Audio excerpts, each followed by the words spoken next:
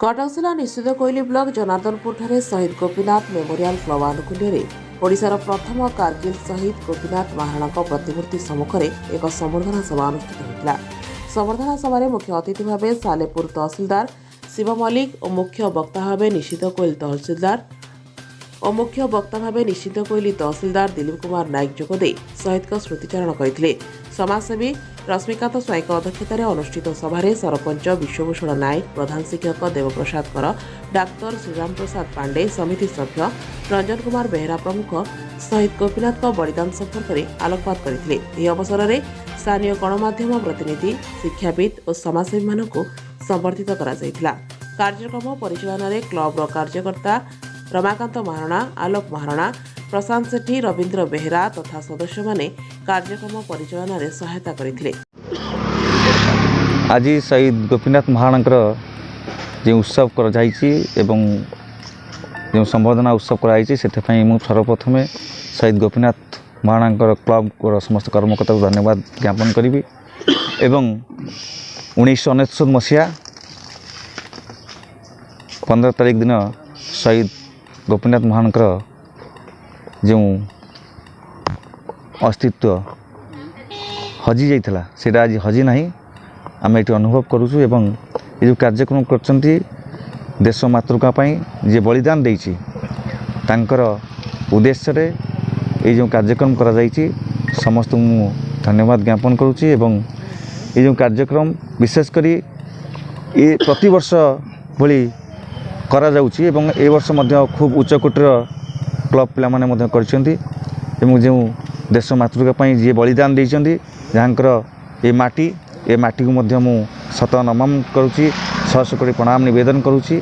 एवं एतिकी कहबी जे शहीद गोपीनाथ अमर रहे, शहीद गोपीनाथ अमर रहे, शहीद गोपीनाथ अमर रहे।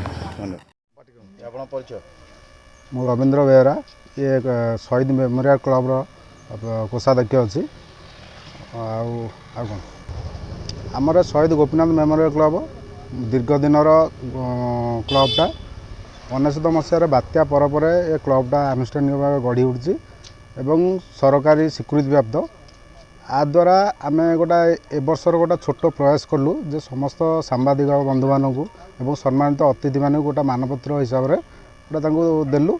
आमर किछिटा दाबी भी रोचे दाबीटा या जे कि आम क्लबटा टी अवहेलित रूप में पड़ी तार टे केमती पुनरुद्धार हो पार। द्वितीय दाबीटा रोचे आम जो रास्ताटा जोटा होची एटा शहीद गोपीनाथ ना रे ये रास्ताटा केमती नामित होगा दरकार ये मो वक्तव्य शेष कर। मु डाक्तर श्रीराम प्रसाद पांडे सरकारी होमिओपैथी चिकित्सालय जनार्दनपुर शहीद गोपीनाथ मेमोरियल क्लब पक्ष संबर्धना उत्सव आयोजित करा पवित्र साधारणतन्त्र दिवस रे शहीद गोपीनाथ महाराणा आत्मार सद्गति कामना करी तांकर ये जो गोपीनाथ मेमोरियल क्लब रो उन्नति कामना करुअछि। यह एक उत्तम प्रचेष्टा जे आम तांकर अतुलनीय बलिदान को स्मृति रखी पारुचे। तेणु एतिक जय हिंद। मु जनार्दनपुर शहीद गोपीनाथ मेमोरियल क्लब रो सेक्रेटरी मु चाहूँगी आमर शहीद जो अच्छा आमर कारगिल प्रथम शहीद होते जे कि गोपीनाथ महाराणा ये मार्गटा बर्तमान शिशुआ ठारू नेमाल पर्यंत मु चाहूँगी दाबी रखुची जे सरकार निकट में यहाँ शहीद गोपीनाथ मार्ग दि जाऊ आ विशेषकर आमर क्लब प्रति टिके सरकार ध्यान रहा दरकार। बर्तमान से क्लबटा जो अवस्था पड़ी बर्तमान से जिनसटा आमर आहरी उन्नति हवा दरकार एतिक मु वक्तव्य शेष कर। जय जगन्नाथ। जय जगन्नाथ।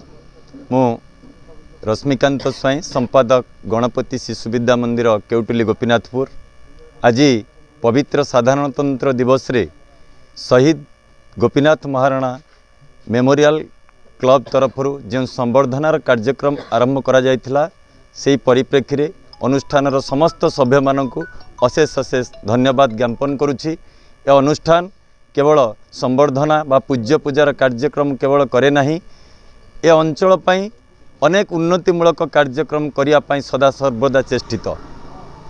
कौटि ना कौटि अनुभव हुए शहीद गोपीनाथ महाराणा कारगिल युद्ध रे सारा भारत वर्षर प्रथम शहीद भाव में परिगणित होइथिले भी तांकर जन्म माटी ये जनार्दनपुर ग्राम पंचायत रे जो भली उन्नति साधित हेबा कथा ताहा आज पर्यंत हुए तो होई पारु नाही। प्रशासन अवहेला हो बा आम मानकर दाबी रे केउठी ना केउठी हुए तो आमे टिके पछई रही जाइछे। तेणु आपण मानक भली सांबादिक बंधु मानक जरिया रे मान्यवर मुख्यमंत्री एवं ओडिशा सरकार निकट में आमे निवेदन रखुचु कारगिल प्रथम शहीद गोपीनाथ महाराणा जन्म माटी जहाँ कटक जिलार ये जनार्दनपुर माटी ये महानदी चित्रोत्पलार ये दोआब अंचल जो भली कटक जिलार उन्नति हवा कथा एवं ये कटक जिलार ये माटीर उन्नति हवा कथा ताहा आमे आपणक जरिया तांको निकट में प्रेरण करुछु। विशेष करी ये अंचल एक कृषि प्रधान अंचल। ये कृषि प्रधान अंचल रे जलर जो जलसेचन सुविधा दरकार पड़ुछि।